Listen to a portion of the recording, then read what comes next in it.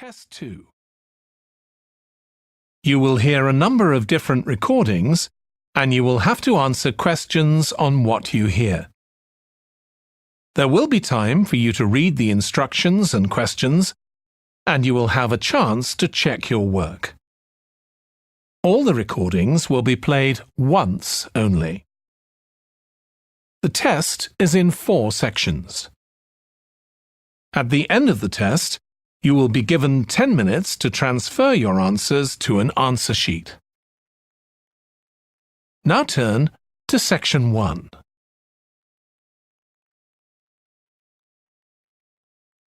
Section 1.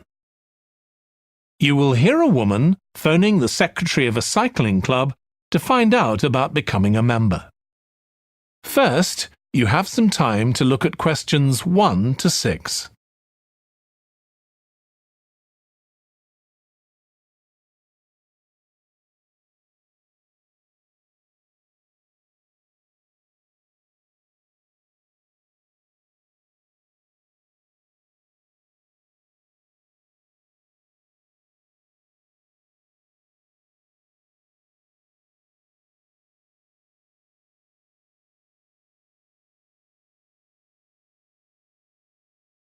You will see that there is an example that has been done for you. On this occasion only, the conversation relating to this will be played first.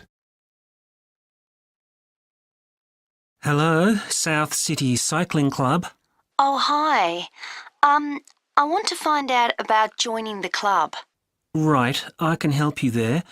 I'm the club secretary and my name's Jim Hunter. Oh, hi, Jim. The club secretary's name is Jim Hunter, so Hunter has been written in the space. Now we shall begin. You should answer the questions as you listen because you will not hear the recording a second time. Listen carefully and answer questions 1 to 6. Hello, South City Cycling Club. Oh, hi. I want to find out about joining the club. Right, I can help you there. I'm the club secretary and my name's Jim Hunter. Oh, hi, Jim. So, are you interested in membership for yourself? That's right. Okay, well, there are basically 2 types of adult membership. If you're pretty serious about cycling, there's the full membership. That costs $260, and that covers you not just for ordinary cycling, but also for races both here in the city and also in other parts of Australia. Right. Well, I'm not really up to that standard. I was more interested in just joining a group to do some cycling in my free time.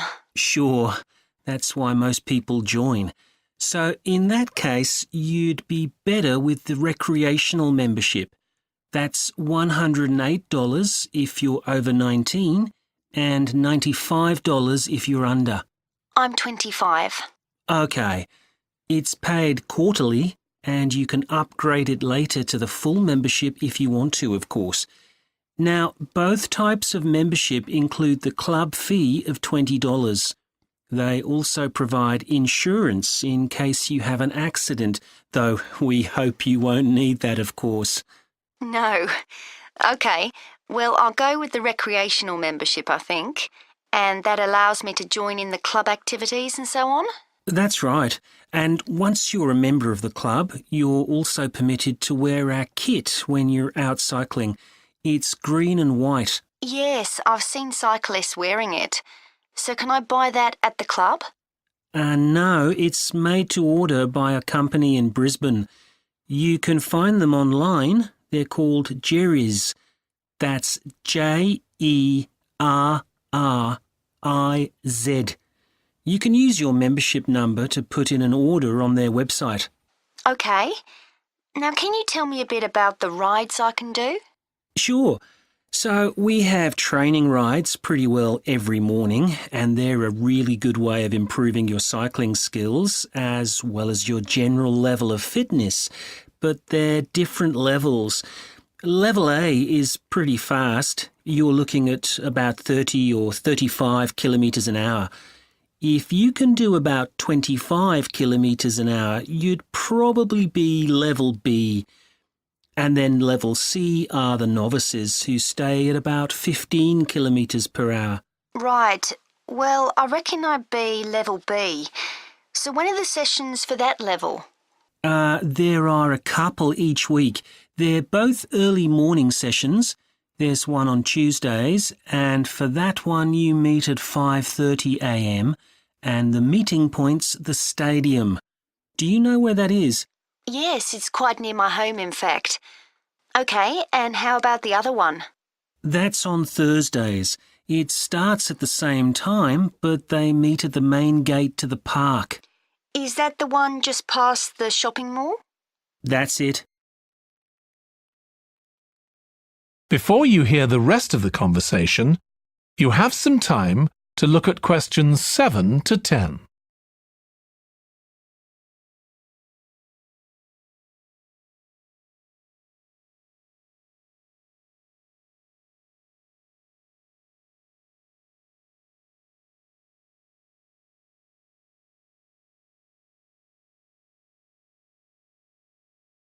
Now listen and answer questions 7 to 10. So how long are the rides? They're about an hour and a half, so if you have a job, it's easy to fit in before you go to work. And the members often go somewhere for coffee afterwards, so it's quite a social event. OK, that sounds good. I've only just moved to the city, so I don't actually know many people yet. Well, it's a great way to meet people. And does each ride have a leader? Sometimes, but not always. But you don't really need one. The group members on the ride support one another anyway. How would we know where to go? If you check the club website, you'll see that the route for each ride is clearly marked. So you can just print that out and take it along with you. It's similar from one week to another, but it's not always exactly the same. And what do I need to bring? Well, bring a bottle of water and your phone. You shouldn't use it while you're cycling, but have it with you. Right. And in winter, it's well before sunrise when we set out, so you need to make sure your bike's got lights. That's OK. Well, thanks, Jim. I'd definitely like to join. So what's the best way of going about it? You can... That is the end of section 1. You now have half a minute to check your answers.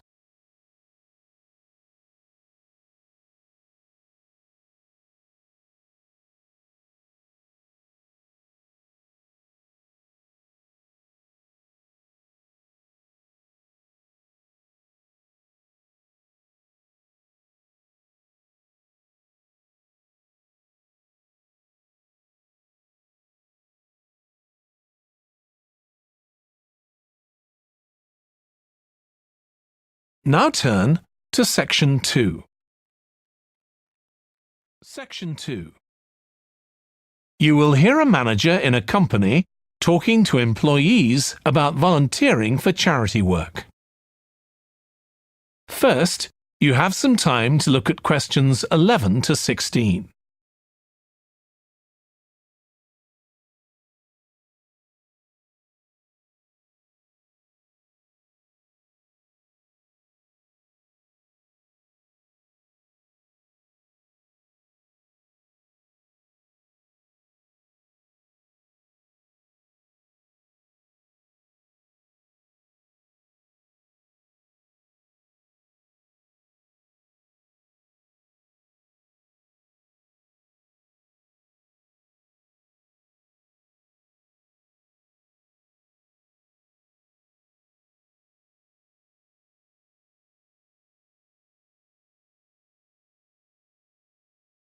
Now listen carefully and answer questions 11 to 16. Thanks for coming, everyone. Okay, so this meeting is for new staff and staff who haven't been involved with our volunteering projects yet. So, basically, the idea is that we allow staff to give up some of their work time to help on various charity projects to benefit the local community. We've been doing this for the last 5 years, and it's been very successful.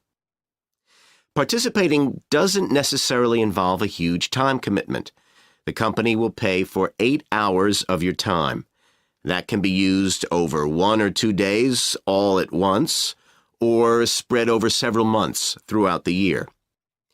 There are some staff who enjoy volunteering so much, they also give up their own free time for a couple of hours every week. It's completely up to you. Obviously, many people will have family commitments and aren't as available as other members of staff. Feedback from staff has been overwhelmingly positive. Because they felt they were doing something really useful, nearly everyone agreed that volunteering made them feel more motivated at work. They also liked building relationships with the people in the local community and felt valued by them. 1 or 2 people also said it was a good thing to have on their CVs. One particularly successful project last year was the Get Working project. This was aimed at helping unemployed people in the area get back to work. Our staff were able to help them improve their telephone skills, such as writing down messages and speaking with confidence to potential customers, which they had found quite difficult. This is something many employers look for in job applicants, and something we all do without even thinking about every day at work. We've got an exciting new project starting this year. Up until now, we've mainly focused on projects to do with education and training, and we'll continue with our reading project in schools and our work with local charities. But we've also agreed to help out on a conservation project in Redfern Park. So if any of you fancy being outside and getting your hands dirty, this is the project for you. I also wanted to mention the annual Digital Inclusion Day, which is coming up next month. The aim of this is to help older people keep up with technology. And this year, instead of hosting the event in our own training facility, we're using the ICT suite at Hill College, as it can hold far more people. We've invited over 60 people from the Silver Age Community Center to take part, so we'll need a lot of volunteers to help with this event. If you're interested in taking part, please go to the volunteering section of our website and complete the relevant form. We won't be providing any training for this, but you'll be paired with an experienced volunteer if you've never done it before. By the way, don't forget to tell your manager about any volunteering activities you decide to do. Before you hear the rest of the talk, you have some time to look at questions 17 to 20.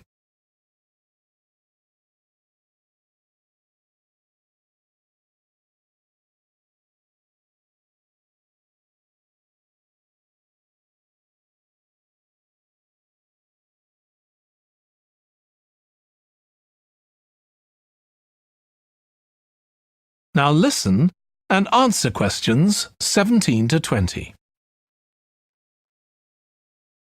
The participants on the Digital Inclusion Day really benefited. The majority were in their 70s, though some were younger, and a few were even in their 90s. Quite a few owned both a computer and a mobile phone, but these tended to be outdated models. They generally knew how to do simple things like send texts, but weren't aware of recent developments in mobile phone technology. A few were keen to learn, but most were quite dismissive at first. They couldn't see the point of updating their skills. But that soon changed. The feedback was very positive. The really encouraging thing was that participants all said they felt much more confident about using social media to keep in touch with their grandchildren, who prefer this form of communication to phoning or sending emails. A lot of them also said playing online games would help them make new friends and keep their brains active. They weren't that impressed with being able to order their groceries online, as they liked going out to the shops, but some said it would come in handy if they were ill or the weather was really bad. One thing they asked about was using tablets for things like reading newspapers. Some people had been given tablets as presents, but had never used them. So that's something we'll make sure we include this time. That is the end of Section 2. You now have half a minute to check your answers.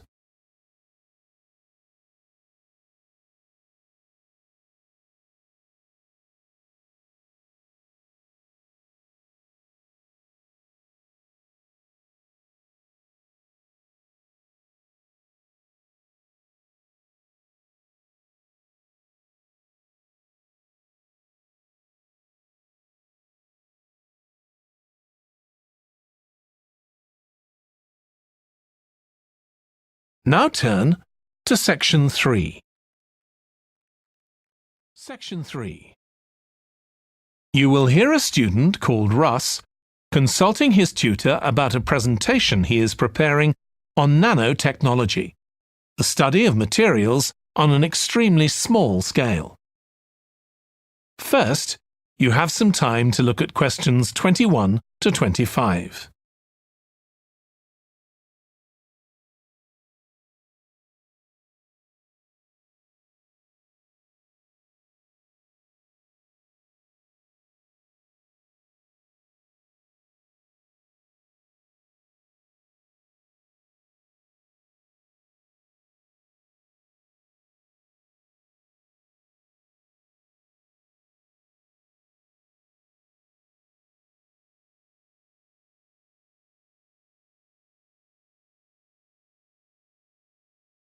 Now listen carefully and answer questions 21 to 25. Come in, Russ. Thank you.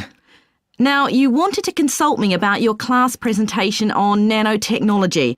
You were due to give it next week, aren't you? That's right, and I'm really struggling. I chose the topic because I didn't know much about it and wanted to learn more, but now I've read so much about it, in a way there's too much to say. I could talk for much longer than the 20 minutes I've been allocated. Should I assume the other students don't know much and give them a kind of general introduction, or should I try and make them share my fascination with a particular aspect? You could do either, but you'll need to have it clear in your own mind. Then I think I'll give an overview. OK. Now, one way of approaching this is to work through developments in chronological order. On the other hand, you could talk about the numerous ways that nanotechnology is being applied.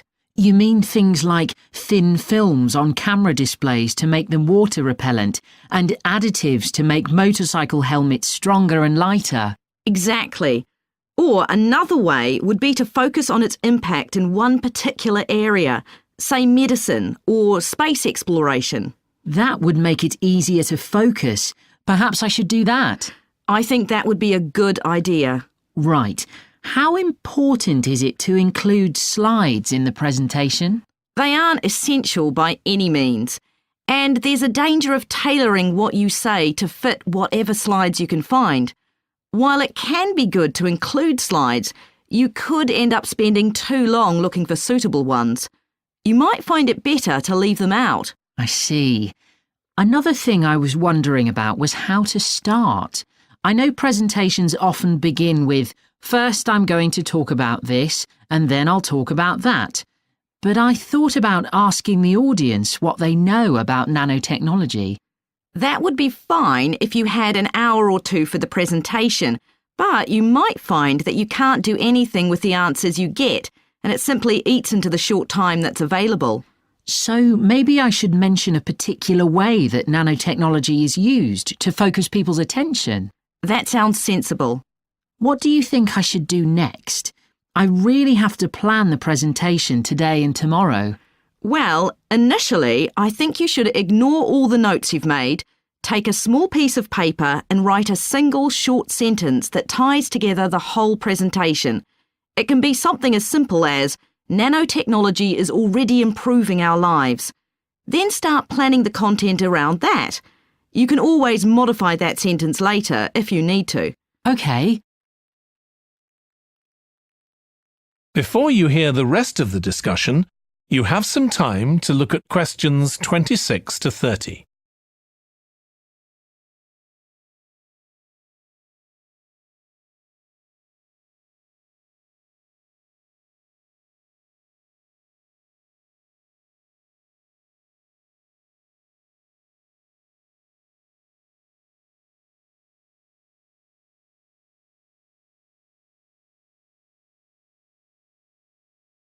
Now listen and answer questions 26 to 30. OK, now let's think about actually giving the presentation. You've only given one before, if I remember correctly, about an experiment you'd been involved in. That's right. It was pretty rubbish. Let's say it was better in some respects than in others. With regard to the structure, I felt that you ended rather abruptly, without rounding it off. Be careful not to do that in next week's presentation. OK. And you made very little eye contact with the audience because you were looking down at your notes most of the time. You need to be looking at the audience and only occasionally glancing at your notes. Your body language was a little odd. Every time you showed a slide, you turned your back on the audience so you could look at it. You should have been looking at your laptop. And you kept scratching your head, so I found myself wondering when you were next going to do that, instead of listening to what you were saying. Oh dear. What did you think of the language? I knew that not everyone was familiar with the subject, so I tried to make it as simple as I could. Yes, that came across. You used a few words that are specific to the field, but you always explained what they meant, so the audience wouldn't have had any difficulty understanding. I must say, the handouts you prepared were well thought out. They were a good summary of your presentation, which people would have been able to refer to later on, so well done on that. Thank you. Well, I hope that helps you with next week's presentation. Yes, it will. Thanks a lot. I'll look forward to seeing a big improvement then. That is the end of section 3. You now have half a minute to check your answers.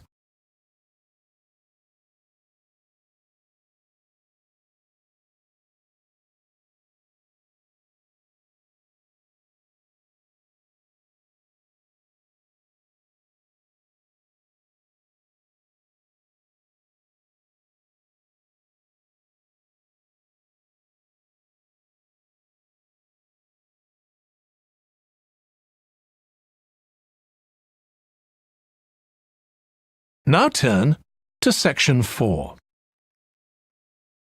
Section 4. You will hear a lecturer in psychology talking about a type of memory. First, you have some time to look at questions 31 to 40.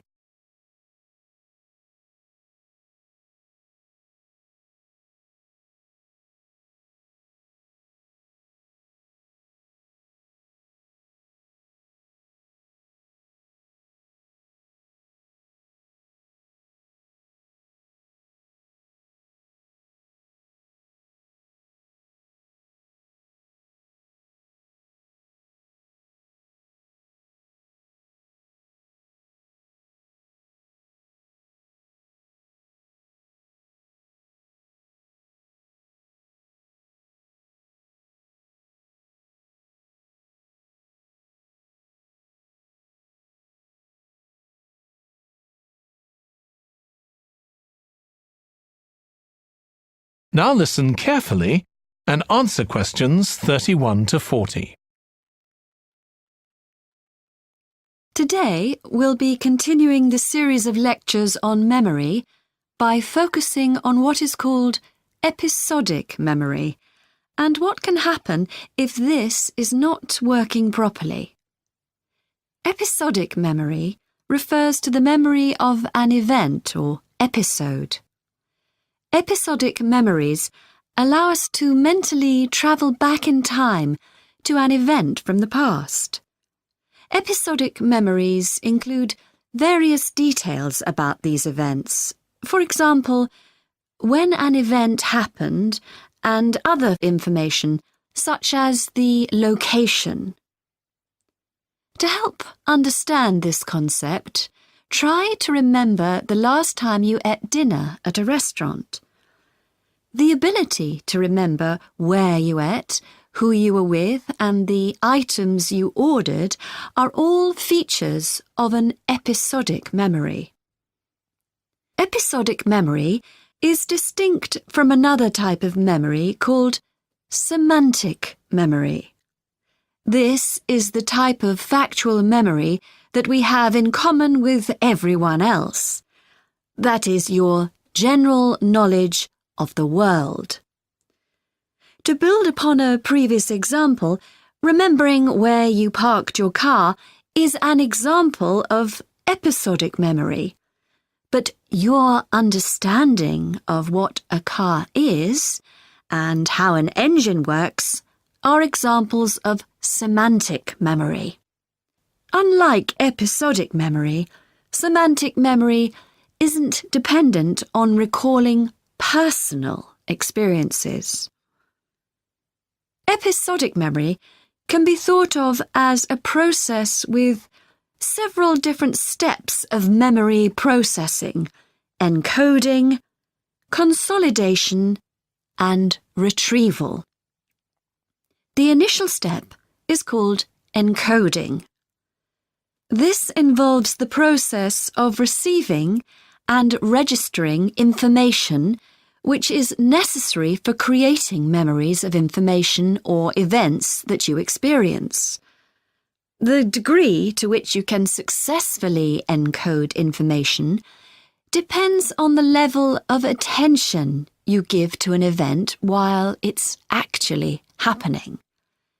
Being distracted can make effective encoding very difficult. Encoding of episodic memories is also influenced by how you process the event. For example, if you were introduced to someone called Charlie, you might make the connection that your uncle has the same name. Future recollection of Charlie's name is much easier if you have a strategy to help you encode it. Memory consolidation, the next step in forming an episodic memory, is the process by which memories of encoded information are strengthened, stabilized, and stored to facilitate later retrieval. Consolidation is most effective when the information being stored can be linked to an existing network of information. Consolidation makes it possible for you to store memories for later retrieval indefinitely. Forming strong memories depends on the frequency with which you try to retrieve them. Memories can fade or become harder to retrieve if they aren't used very often. The last step in forming episodic memories is called retrieval, which is the conscious recollection of encoded information. Retrieving information from episodic memory depends upon semantic, olfactory, auditory, and visual factors. These help episodic memory retrieval by acting as a prompt. For example, when recalling where you parked your car, you may use the colour of a sign close to where you parked. You actually have to mentally travel back to the moment you parked.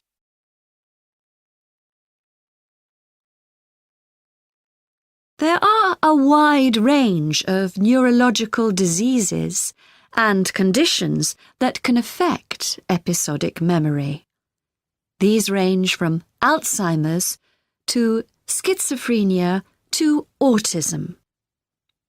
An impairment of episodic memory can have a profound effect on individuals' lives. For example, the symptoms of schizophrenia can be reasonably well controlled by medication. However, patients' episodic memory may still be impaired, and so they are often unable to return to university or work. Recent studies have shown that computer-assisted games designed to keep the brain active can help improve their episodic memory. Episodic memories can help people connect with others, for instance by sharing intimate details about their past, something individuals with autism often have problems with. This may be caused by an absence of a sense of self. This is essential for the storage of episodic memory and has been found to be impaired in children with autism. Research has shown that treatments that improve memory may also have a positive impact on children's social development. One study looked at That is the end of section 4. You now have half a minute to check your answers.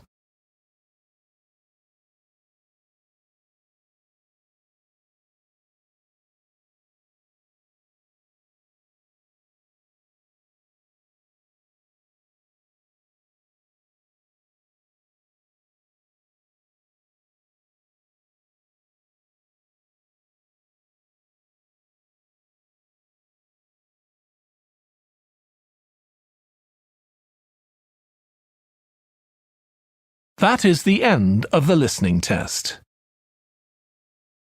In the IELTS test, you would now have 10 minutes to transfer your answers to the answer sheet.